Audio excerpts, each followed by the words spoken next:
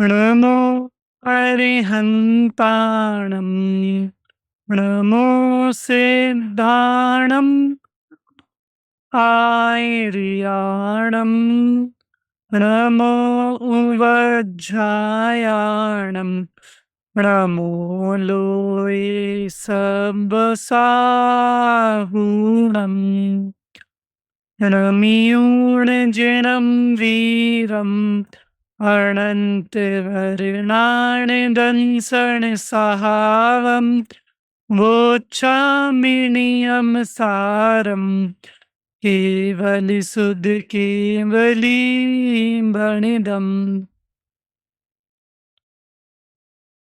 आचार्य श्री कुंद देव द्वारा रचित श्री नियम सार जी परमागम, जिसके आधार से पूरी शिविर की चर्चा चल रही है। विविध विषय हम प्रवचनों के माध्यम से, कक्षाओं के माध्यम से और गोष्ठियों के माध्यम से सुन रहे हैं। मैं यहाँ पर आचार्य देव के इस ग्रंथ की गाथा 156 और 157, इन दो गाथाओं के आधार से अपन थोड़ी देर यहाँ पर चर्चा करेंगे। ये अधिकार है निश्चय परम आवश्यक अधिकार।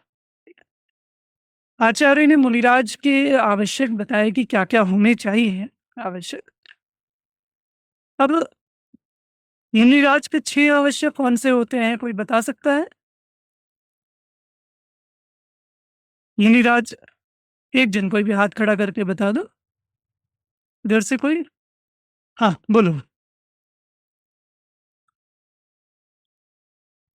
समता, स्तुति, वंदना, स्वाध्याय, प्रतिक्रमण, कायोत्सर्ग।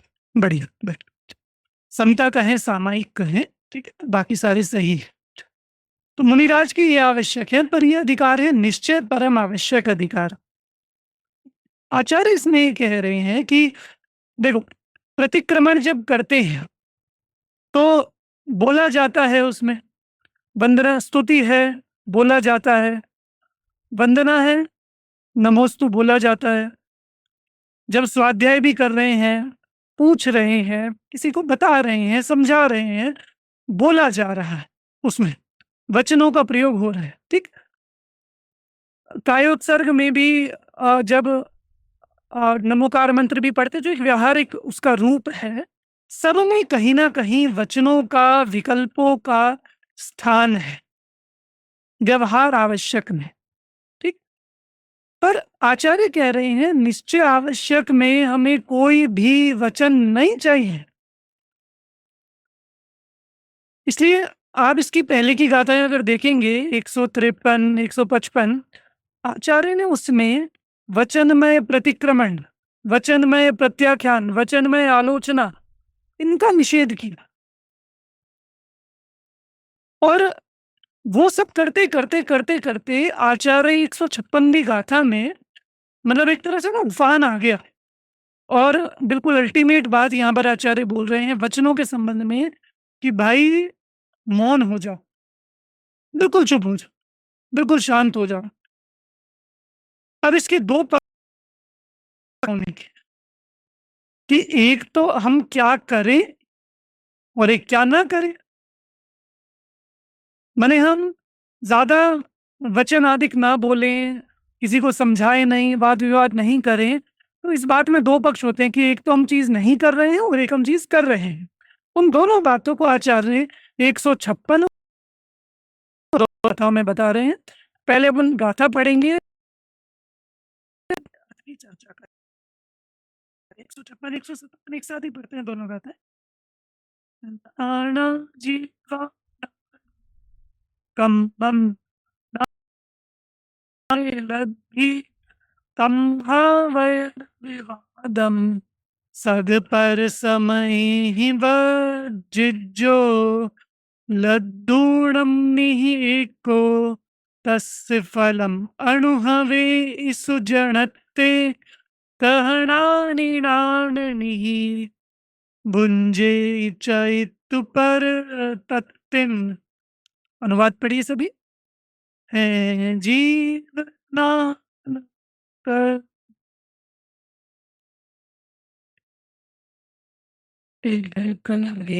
अतएव वर्जित वाद है, निज पर समय के साथ भी। जो निधि पाकर निज वतन में, गुप्त रह जन भोगते। जो ज्ञानी जन भी ज्ञान निधि पर संग तज के भोगते। दो बातें आचार्य अलग अलग गाथाओं में अलग अलग कह रहे हैं। पहले आचार्य ने ये कहा कि भाई किसी से भी वाद विवाद में मत उलझो, मत करो वाद विवाद, किसी को भी ज्यादा समझाने के विकल्पों में मत उलझो। तो फिर शिष्य प्रश्न करेगा ना कि वाद विवाद ना करें तो क्या करें, अब ये बताओ। तो इसलिए आचार्य 157 में फिर कह रहे हैं कि निज निधि को प्राप्त करके गुप्त होकर अपनी निधि का आनंद लो, अपनी निधि को भोग। एक बात नास्ति से है कि वाद विवाद में मत उलझो, और दूसरी बात अस्ति से है कि निज निधि में गुप्त हो जाओ। अब एक बात बताओ, आचार्य वचन का इतना निषेध क्यों कर रहे हैं? क्या आचार्य उपदेश नहीं देते? देते हैं कि नहीं? देते हैं कि नहीं? आप लोगों ने तो वचन का त्याग नहीं कर दिया ना? पक्का कोई मौन लेकर तो नहीं बैठा? हाँ, वचन रचना वो मुनिराजों के लिए निषिद्ध है भी, अपने लिए नहीं, और श्रोताओं के लिए तो बिल्कुल नहीं है। ठीक है? तो वचन रचना का आचार्य कह रहे हैं निषेध करो, तो क्या आचार्य उपदेश नहीं देते? देते हैं। क्या उपाध्याय समझाते नहीं हैं? समझाते हैं। क्या मुनिजन आलोचना, प्रतिक्रमण, प्रत्याख्यान ये सब वचनात्मक करते हैं या नहीं करते हैं? सब करते हैं।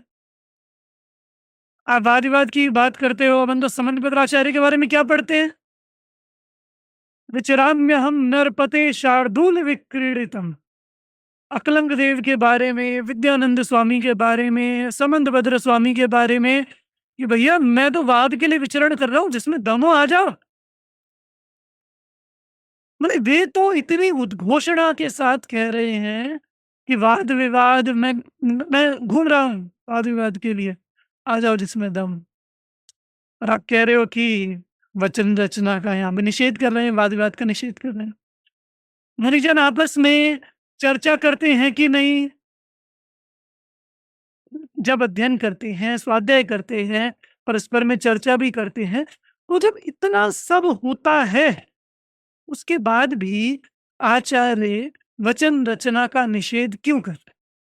आपको मेरा प्रश्न समझ में आया? कि जब मैंने श्रावक के जीवन की तो बात ही छोड़ो, श्रावक के जीवन में तो वचनात्मक भक्ति, पूजन, स्वाध्याय इत्यादि में सब कुछ ही है। पर मुनि जीवन में जहाँ केवल ज्ञान और ध्यान मुख्य है, जब वहां भी वचन का इतना स्थान है और इतना महत्व है, और छोड़ो, केवल ज्ञानी, केवल ज्ञान होने के बाद भी दिव्य ध्वनि वचनात्मक ही तो होती है। दिव्य ध्वनि क्या है? भले ही वो अक्षरात्मक है या अनक्षरात्मक है, और है तो वचन ही, द्वादशांग है तो वचन ही। ये ग्रंथ अपने समक्ष है, द्वादश, ये क्या है? वचन है। और बताओ, आचार्य वचन रचना नहीं करते तो हमें तत्व ज्ञान प्राप्त होता, हमें मोक्ष मार्ग मिलता? तो मैं कंट्रोवर्सी खड़ी कर रहा हूं आप लोगों के सामने कि जिससे हम उसका समाधान कर सके, जिससे हम इस विषय को गहराई से समझ सके कि जब वचन का इतना महत्व है, तब फिर उसका इस तरह से निषेध क्यों किया जा रहा है? और कोई कहेगा कि नहीं नहीं साहब, वो तो जो दूसरे मत वाले हैं ना, मीमांसक हैं और नैयायिक हैं, वैशेषिक हैं, वेदांती हैं, उनके साथ निषेध है, उनके साथ मत करो वाद विवाद, क्योंकि वे तो कुछ नहीं समझेंगे। अपने लोगों के साथ तो कर सकते हो। वे कह रहे हैं तम्मा वयण विवादम सग पर समय। मैं गदा का अर्थ भी देख लेता हूँ। राणा जीवा, जीव नाना प्रकार के हैं, कर्म नाना प्रकार के हैं, लब्धि नाना प्रकार की है, इसीलिए स्वमत वालों के साथ और परमत वालों के साथ विवाद में मत उलझो। ये अर्थ समझ में आया? सिर्फ परमत के साथ निषेध है, दोनों के साथ निषेध है? दोनों। ठीक है? स्वमत, परमत दोनों के साथ निषेध। तो हम ऐसा भी नहीं कह सकते कि आचार्य सिर्फ पर द्रव्य के साथ निषेध, परमत वाले के साथ निषेध कर रहे हो, ऐसा भी नहीं है। वे सर्व प्रकार के वचनों का निषेध कर रहे हैं यहाँ। क्यों? क्योंकि ये व्यवहार आवश्यक का अधिकार नहीं है। ये निश्चय परम आवश्यक का अधिकार है। हाँ, पीछे, आपके पीछे। हाँ, बता दो बेटा क्या बोला मैंने अभी? खड़े हो जाओ। हाँ, हाँ, हाँ, खड़े तो हो जाओ बेटा। मुझे इतनी दूर से आवाज़ नहीं आती। नहीं, नहीं आपको नहीं, आप नहीं। ये आ गई हाँ, हाँ, हाँ, आप ही ब्लू टी-शर्ट हाँ, आप ही हो जाओ, हो जाओ। सही समझ रहे हो, आपसे ही कह रहा हूँ मैं। बोलो हे भव्य जी, मैंने अभी-अभी क्या बोला? बेटा मैंने इसीलिए तो खड़ा किया कि आपने नहीं सुना। तो क्यों नहीं सुना? क्या लिख रहे हो? बेटा गाड़ी तो चल चुकी है स्टेशन से। बैठ जाओ, ठीक है? अब यहाँ भी मैं कहूँगा प्रवचन के शुरू में, तम्मा वैण विवादम सग पर समय ही वज्जिज्जो। अपने आजू-बाजू वाले के साथ यहाँ वचन विवाद मत करो, ठीक? तो समझो आपकी सम्यक् की काल लब्धि हो सकती है अभी। बेटा अपने को मज़ाक लगता है कई बार ये चीज़ें कि अभी मैं कहूँ और छोड़ो, छात्र प्रवचन भी चल रहे हैं ना, उसको भी छात्र प्रवचन क्यों देखते हो? वो सर्वज्ञ देव के वचन हैं, अपने सम्यक् के निमित्तभूत हो सकते हैं। इसलिए बहुत सावधान होकर समझना चाहिए, बैठना चाहिए। एक को बोला, कर और भी रहे थे, इसलिए एक को इसलिए बोल दिया कि बाकी सब भी सावधान हो जाए। चल, तो आचार्य की पहली बात है कि स्व पर समय के साथ किसी भी प्रकार की वचन रचना का निषेध करो। क्यों? क्योंकि व्यवहार आवश्यक अधिकार नहीं है, ये निश्चय परम आवश्यक अधिकार है। आचार्य का यहाँ कुछ बड़ी बात कहना चाहते हैं। जब ये उन्होंने आगे वाली गाथा में कहा ना कि जैसे कोई जीव को निधि प्राप्त हो जाए, तो वो दाता नहीं है, अरे मेरी लॉटरी निकल गई, मेरा मुनाफा हो गया, दाता नहीं है। चुपचाप निधि मिल गई, जेब में रखेगा और अपना चुपचाप आनंद करेगा अकेले में। ऐसे ही जिनको अपनी निधि मिल जाती है, जिनको सम्यक्त हो जाता है, ज्ञान चारित्र हो जाता है, उन्हें दूसरों को बताने का, समझाने का शौक नहीं रहता। मेरी बात समझना मैं फिर क्या कह रहा हूँ। दूसरों को बताते नहीं है, समझाते नहीं है, ऐसा नहीं है। ग्रंथ रचना भी करते हैं, समझाते भी हैं, और उसका आग्रह नहीं रहता, उसका शौक नहीं रहता। ज्ञानी जन अपनी निधि को प्राप्त करके बस आनंद करते हैं। इसीलिए वे स्व पर समय के साथ वाद-विवाद नहीं करते। अब यहाँ असली प्रश्न खड़ा होता है कि भाई कोई अपनी निधि का अंतरंग में उपभोग कर रहा है और फिर वाद-विवाद भी कर रहा है, तो इसमें क्या समस्या है? मतलब एक जेन्युइन प्रश्न है कि नहीं? हो सकता है या नहीं? कि भाई हम अपनी निधि का भी उपभोग कर रहे हैं और वाद-विवाद भी कर रहे हैं, समझ भी रहे हैं, समझा भी रहे हैं। और एक तो गज़ब की बात, ये बात खुद आचार्य वचनों से बता रहे हैं। समझे आप लोग? आचार्य ने ये बात भी बताई, तो भी कैसे बताई? वचनों से। तो अब हम इस बात को कैसे समझें कि ये उपदेश निश्चित तौर पर आचार्य स्वयं को भी संबोधन कर रहे हैं और अपने संगस्थ मुनियों को, शिष्य को भी बता रहे हैं, शिष्यों को भी बता रहे हैं। देखो जिन्होंने निज निधि प्राप्त कर ली है, वे प्रसंगवश समझाएं करें तो कोई बड़ी दिक्कत नहीं है। अरे और तो छोड़ो, जिनको निज निधि प्राप्त हो भी गई है ना, वे भी वचनों से बचते हैं। तो जिनको निज निधि प्राप्त नहीं हुई है, जिनको आत्मज्ञान नहीं हुआ है और वे दूसरों को समझाने में, करने में, वाद-विवाद में उलझ जाएँ, तो अपने निधि की प्राप्ति नहीं हो पाएगी। तीर्थंकरों का मालूम है आपको? तीर्थंकर दीक्षा लेने के बाद कितने उपदेश देते हैं? बोलो बेटा। तीर्थंकर दीक्षा लेने के बाद कितने समय तक उपदेश देते हैं? हाँ? 5 वर्ष, 10 वर्ष, जितने समय दीक्षा काल मुनि अवस्था में रहते हैं। कितने समय देते हैं? मौन हो जाते हैं। कोई उपदेश नहीं दे रहे। एक तो क्योंकि अकेले रहते हैं, एकल विहारी होते हैं, इसलिए भी उनके पर अंतरंग में वैराग्य इतना है, तत्व ज्ञान इतना दृढ़ है, मौन हो जाते हैं। आपको आदिनाथ स्वामी की कथा मालूम है? जब उन्होंने दीक्षा ली थी तो क्या हुआ था? दीक्षा लेने के बाद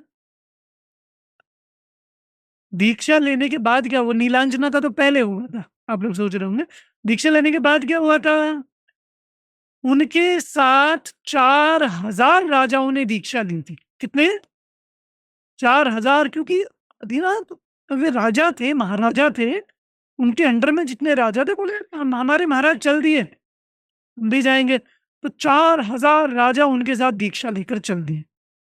दीक्षा लेकर तो क्या आदिनाथ स्वामी ने लेकिन ये आचार्य से ली नहीं। वे तो वस्त्र उतारे, नग्न हुए, केश लौच किया और वो जो पूरी दीक्षा की विधि होती है वो करके वन में चले गए। 4000 राजा पीछे-पीछे। वे पहले कुछ देर तो खड़े रहे। उसके बाद महाराज अब हो गया, समय हो गया, चले वापस। महाराज अब क्या करें यहाँ पे? क्यों? तत्व ज्ञान था नहीं उन लोगों को। तो इसलिए ये क्या कर रहे हैं उनके लिए आश्चर्य की बात। जंगल में यहाँ घूमने लगे, पेड़ों से फल तोड़कर खाने लगे। अब एक बात बताओ, आदिनाथ स्वामी वहाँ बैठे हैं या खड़े हैं ध्यान में, उन्हें सब दिख रहा है क्या हो रहा है, उन्हें समझाने का भाव नहीं आ रहा। उन्हें ये नहीं लग रहा कि मैं इनको, क्योंकि महाराजा हूँ तो सब आज्ञा मानेंगे, समझते तो सब ही महाराजा। तो इसलिए उन्हें विकल्प नहीं कि मैं समझाऊँ, अरे अवर्णवाद कर रहे हैं जिन शासन का, जिन मुनि मुद्रा का अवर्णवाद कर रहे हैं, विकल्प नहीं आया, मौन हो। और ये नहीं कि सिर्फ मुँह से मौन हुए और दिमाग में चल रहा हो, अरे मैंने क्या मौन धारण कर लिया, इनको मैं तो बताता ही क्या कर रहे हैं, कैसे कर रहे हैं ये। कुछ नहीं, कुछ नहीं।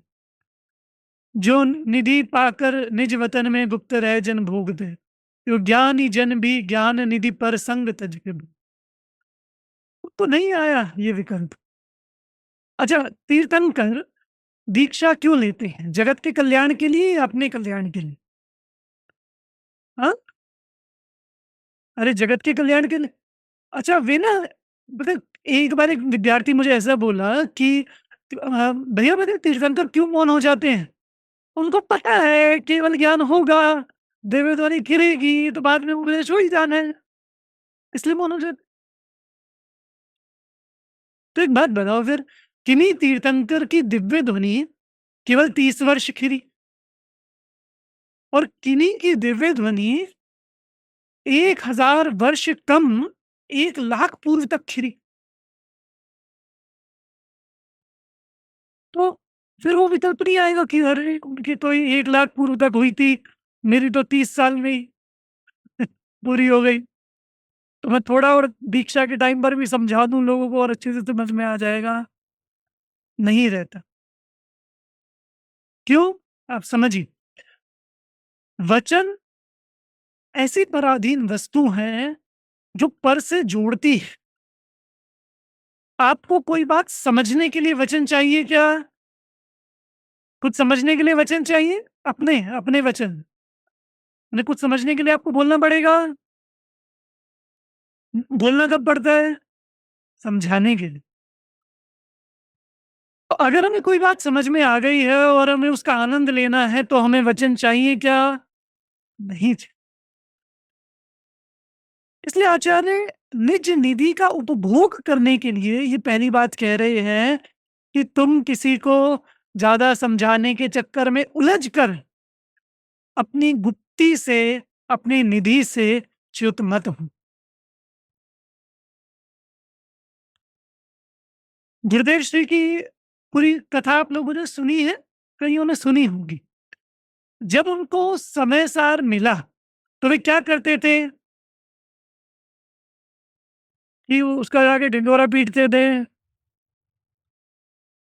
जंगल में चले जाते थे, गड्ढे में बैठ के ग्रंथ खोलकर आनंद करते थे। जो निधि पाकर निज वतन में गुप्त रहे जन्मभूमि। आप उठा के देखो, सच में आप ज्ञानियों की स्थितियां, आप इतिहास उठा लो, आप पुराण उठा लो, आपको बिल्कुल मिलेगा कि जितने भी प्रबुद्ध महात्मा ज्ञानी जन हुए हैं, उपदेश दिया है सबने, पर पहले सबने एकदम गुप्त साधना की, मौन साधना की। क्योंकि वचन हमेशा बहुत पराधीन वस्तु, पराधीन कैसे होता है अब ये समझो। जब भी मान लो आप में से किसी को सम्यक दर्शन हो गया, ठीक है, किसी को हुआ है, हाँ हुआ भी, और कोई ऐसे पूछे ना मेरी तरह तो बताना, ठीक है, किसी को हुआ है सम्यक दर्शन, बहुत बढ़िया, ठीक है, चुप रहना, गुप्त रखना अपने। तो किसी को सम्यक दर्शन हो गया हो तो उसे क्या करना चाहिए, बताना चाहिए। क्यों, क्या समस्या है? आपको लगा कि मुझे सम्यक दर्शन हो गया और आपने किसी को बता दिया, तो अच्छा तुम्हें सम्यक दर्शन हुआ है? बताना जीव तत्व कैसा होता है, बताना जीव की क्या परिभाषा है। अरे तुम्हें इतना तो आता नहीं है। आप उसे जितना भी समझा लो, आप बोलोगे तो वचनों से ही, और वो वचन सामने वाला जीव अपनी योग्यता अनुसार ही समझे। एक ही बात दो व्यक्ति कह रहे हों, मतलब जैसे दो सम्यक दृष्टि हो, और दोनों से आप पूछो कि साहब आपके अंतरंग का आनंद कैसा है, आप हमें बताओ। आप दोनों से पूछो, दोनों का बराबर उत्तर आएगा क्या? आया ना? आया ना? वापस मैं पूछता हूँ, दो सम्यक दृष्टि हैं और दोनों से मैं पूछूं कि साहब आपका आनंद कैसा है, क्या दोनों का बराबर उत्तर आएगा? नहीं। क्यों? दोनों का आनंद एक समान है, दोनों का श्रद्धान एक समान है, दोनों का तत्व निर्णय एक समान है, परंतु वचनों में पराधीनता होती है। कोई बहुत अच्छा बोलता हो, किसी की वक्तव्य शैली बहुत बढ़िया हो, तो वो ऐसा समझाएगा कि आपको बिल्कुल लगेगा साहब ये तो बिल्कुल ऐसा सम्यक दृष्टि है, तत्वज्ञानी है। और कोई बोलेगा, अपना आनंद व्यक्त करना चाहेगा, आपको लगेगा अरे नहीं, नहीं, इसके में तो वो बात नहीं है। अरे वो गुरुदेव श्री जैसे आहा करते थे, उनको जैसा आनंद आता था, जैसी बलशाली वाणियाँ, हमने तो ट्रेडमार्क बना लिया ना, हर सम्यक दृष्टि का ऐसे ही होना चाहिए। ऐसे ही बोलना चाहिए और ऐसे ही जोर से हूँ परमात्मा छू, ऐसे वो जोर से एकदम होना चाहिए। नहीं है ज़रूरी। क्यों? हर किसी की वचन रचना अलग है। उसमें भी एक ही व्यक्ति बोल रहा है, उसमें आपको अलग प्रतिपाद्य समझ में आएगा, आपको अलग प्रतिपाद्य समझ में आएगा। क्यों? नाना जीवा, जीव अलग-अलग प्रकार के हैं। नाना कम्मम, किसी का क्षयोक्षम बहुत है, किसी का क्षयोक्षम बहुत कम है। क्षयोक्षम से समझने में अंतर पड़ता है। मोहनीय, किसी का कषाय बहुत तीव्र है, किसी की कषाय बहुत कम है। कोई तीव्र कषाय वाला यहाँ बैठे समझने के लिए, उसे नहीं आएगा समझ में। जो केवल विवाद, वाद-विवाद करने के प्रयोजन, तर्क करने के प्रयोजन से ही सुनते हैं, उन्हें केवल पाप बंध ही होता है। मोक्षमा प्रकाशक पढ़ा है सेकंड ईयर फाइनल। जो केवल तर्क करने का ही जिनका प्रयोजन है, उनको तो केवल पाप बंध ही होता है। इसलिए हम जब भी कोई बात किसी को समझाने जाएंगे, हर जीव अपनी योग्यता अनुसार उसको ग्रहण करे।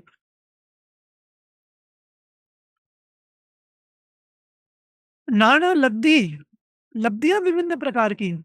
जो जो भाग दीपिका ग्रंथ है, उसमें मिथ्यात्व अधिकार है, जहाँ पर उन्होंने मिथ्यात्व की तीव्रता और मंदता बताई, कि किसी जीव को तीव्र मिथ्यात्व का उदय रहता है, किसी को मंद मिथ्यात्व का उदय रहता है।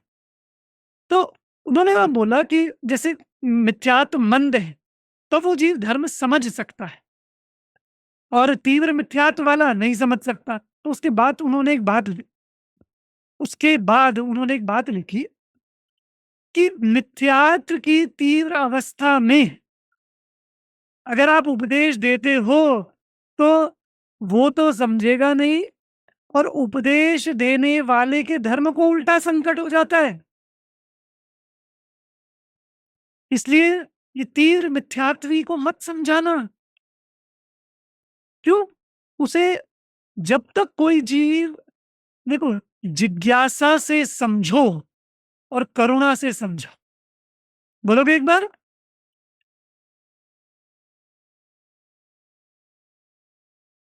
ना अभिमान से प्रश्न पूछो कि अच्छा आपने ये बताया, बताना इसका क्या मतलब है? नहीं, बिल्कुल गलत। आप ये जिज्ञासा नहीं है, ये अभिमान है। आप विनय से पूछो, जिज्ञासा से पूछो और किसी को ऐसे मत बताओ कि तुम क्या समझते हो? ये बात ऐसी है, फला शास्त्र में ऐसा आया है, वहाँ वो ऐसा आया है। अरे! अभिमान से मत समझाओ, अलग-अलग योग्यता है। आज आपको समझ में नहीं आ रहा, आपका क्षयोक्षम उतना है, कल आपके साथ भी ऐसा हो सकता है। जो समझा रहा है, एक विषय में आपके साथ हो सकता है, एक विषय में किसी और के साथ हो सकता है। इसलिए अगर समझाना भी है, तो भी करुणा से समझाओ, एक बात। दूसरी चीज़, अंदर से भर के समझाओ, भर के। मतलब जो दूसरी बात आचार्य ने बोली ना, कि अपनी निधि को पाकर वे गुप्त हो जाते हैं। और सच में दृष्टांत इतना गजब का दिया है आचार्य ने। वो जिसको निधि मिली है, अब जानते हैं अपनी निधि के बारे में ज्यादा बरगलाता कौन है? जैसे छोटे बच्चे होते हैं, जिन्हें उसकी कीमत नहीं पता, उनको माता पिता भी, पिताजी से 1 रुपया मिल जाए, 10 रुपए मिल जाए, तो जाके सारे अपने, अरे मुझे तो आज 10 रुपए मिले, आज तो मैं ये खाऊंगा, ये करूंगा। वो ऐसे खुश हो के बताता है। ठीक। कोई बड़ा व्यक्ति जिसे कहीं खजाना मिल गया हो, वो जाकर जगह जगह सुनाता है। आपकी कहीं लॉटरी निकल जाए, आप जगह जगह सुनाओगे जाके? क्यों? क्यों नहीं सुनाओगे? आपको तो मिल ही गया ना। अपनी निधि की रक्षा के लिए। क्यों? निज निधि मिल गई है, अपनी संपत्ति मिल गई है, तो भैया किसी को बताएंगे, कोई ईर्ष्या करने लगे, कोई तरह तरह की बातें बनाने लगे, कोई कुछ कहने लगे, क्या मतलब? इसलिए शांति से अपनी निधि का उपभोग करो। ऐसे जिसको तत्व ज्ञान हुआ है, एक बात बताओ, तत्व ज्ञान होने पर आनंद आ रहा है या नहीं आ रहा? अब एक बात जानते हो, बोलना इस बात का सूचक है कि आप तृप्त नहीं हो। आप तृप्त नहीं हो। जब खाना बहुत स्वादिष्ट बना होता है, तो मुंह से वाह भी नहीं निकलती। जब भोजन बहुत अच्छा बना हो ना, वाह वाह भी नहीं निकलेगी मुंह से। ऐसे एकदम तृप्त हो जाए, फिर जब उससे बाहर आएंगे तो बोलेंगे। ऐसे ही जो अपने में तृप्त हो गया, वो जब तृप्त है तब उसके मुंह से ओहो भी नहीं निकलेगा। वो तो जब उपयोग बाहर आएगा, तब आहा हा करेगा। समझ रहे हो? तो वचन अतृप्तता का सूचक है कि हम अपने में तृप्त नहीं हो पाए। इसलिए पहली बात, अपने में तृप्त हो जाओ, और फिर पूरी तरह से तृप्त नहीं हो पाओ और दूसरों को समझाने का विकल्प आए, तो भी करुणा पूर्वक समझाओ। पंडित साहब ने उसमें क्या लिखा? दया करो पहले अपन, क्या आती है पंक्ति आपको? आती है? बोलेंगे साथ में? दया करो पहले अपने पर, आराधन से नहीं चिढ़ो, कुछ विकल्प यदि आवे तो भी संबोधन समतामय हो, यदि माने तो सहज योग्यता, अहंकार का भाव न हो, नहीं माने भवितव्य विचारो, जिससे किंचित खेद न। सिर्फ समझाने के लिए कभी तीव्र कषायों को तो समझाओ ही मत। जो जिज्ञासा से विनय से पूछ रहा है, उसको करुणापूर्वक बताओ, उसको करुणापूर्वक समझाओ। आपने कहावत सुनी होगी, अधजल गगरी छलकत जाए। क्या मतलब होता है? आधी भरी हुई गगरी ज्यादा उछलती है, पूरी भरी हुई होती है शांत रहती है। जिन वृक्षों के पास फल नहीं होते वे तने रहते हैं, फल आने पर भवंती नम्रास वृक्षा फलोद्गमे, नम्र हो जाते हैं। जिनका नया नया आता है नया, एक बार देखना, जिनकी नई नई संपत्ति आती है ना, वे बड़े खर्चे करते हैं, जो दिखावे वाली चीजें लेते हैं।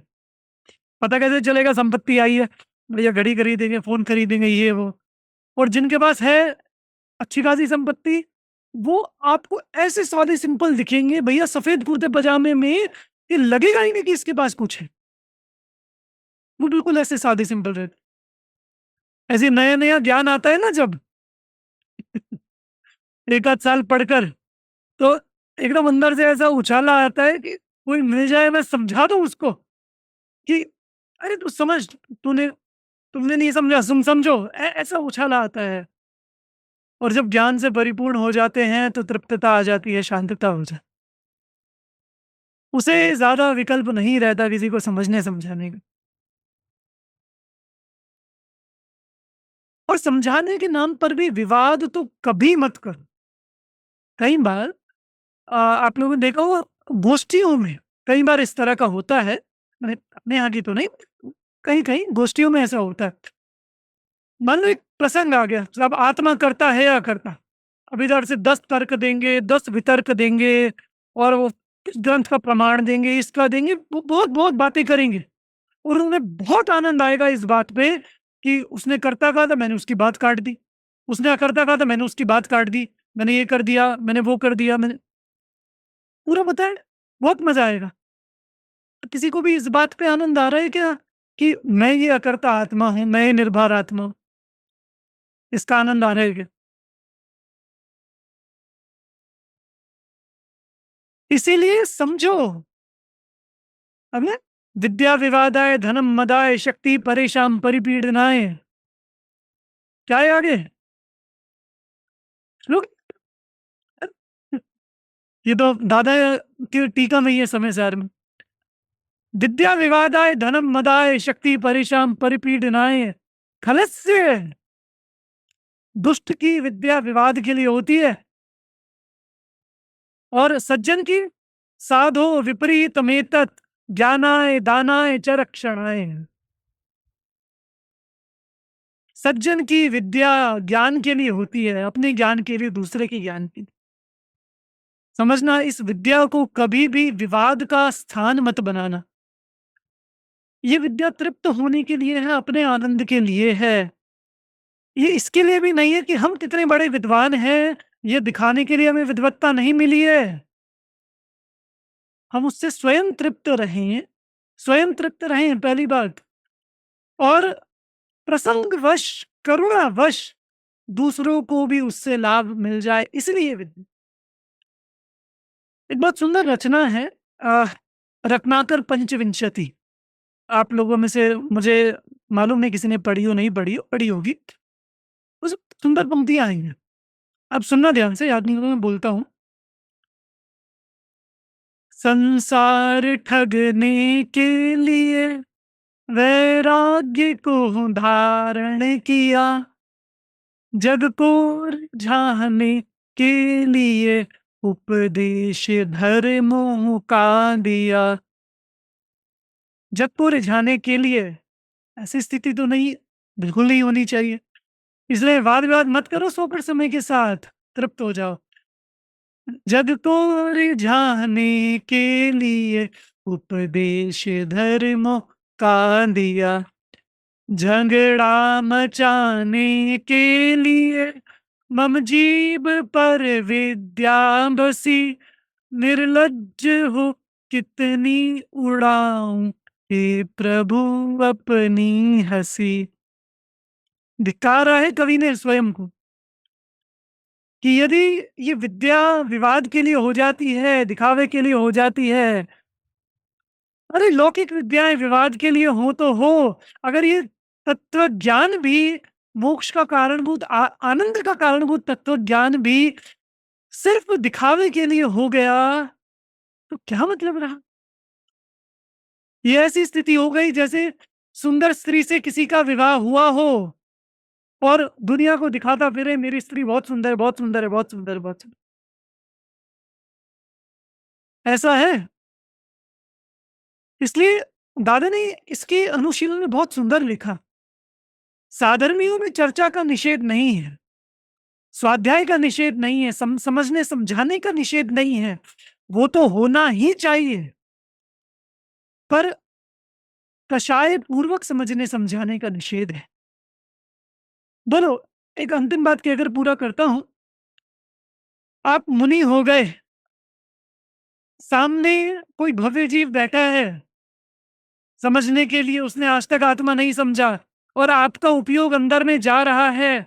बोलो, उपयोग अंदर में ही तृप्त रखोगे या उसे समझाओगे? हाँ, अरे बोलो, बोलोगे मैं छोड़ूंगा नहीं। हम उपयोग अंतर में तृप्त रखेंगे। मैंने समझाना कोई आग्रह नहीं है, वो एक सहज प्रक्रिया है, पर स्वयं की तृप्तता, स्वयं का आनंद छोड़कर समझाने का विकल्प भी, बताने का विकल्प भी कष्टकर है। इसीलिए सर्वोत्कृष्ट तो यही है कि अगर आपको सिर्फ समझाने में मजा आ रहा है और अपना आनंद नहीं आ रहा, मतलब अपने को निधि मिली नहीं। इसलिए अपनी निधि प्राप्त करने वाला तो अपने में आनंदित रहता है, दूसरों को प्रसंगवश समझ में आए तो आ जाए और नहीं आए तो। कितने ही जीव बिना उपदेश के सिद्ध हुए कि नहीं हुए? अनंत जीव बिना उपदेश के सिद्ध हुए हैं और उनके आनंद में कितनी कमी है उनसे जो उपदेश देकर सिद्ध हुए हैं? कितना अंतर है? कुछ भी नहीं। इसलिए अपने आनंद की मुख्यता रखो और अपने तत्व को समझकर उसमें सहज रूप से हम सभी तृप्त हों, व्यर्थ विवाद में नहीं उलझे और करुणा व सहज रूप से समझने समझाने की प्रक्रिया चलती रहे। इस भावना के साथ अभी की चर्चा को यहीं संपन्न करें।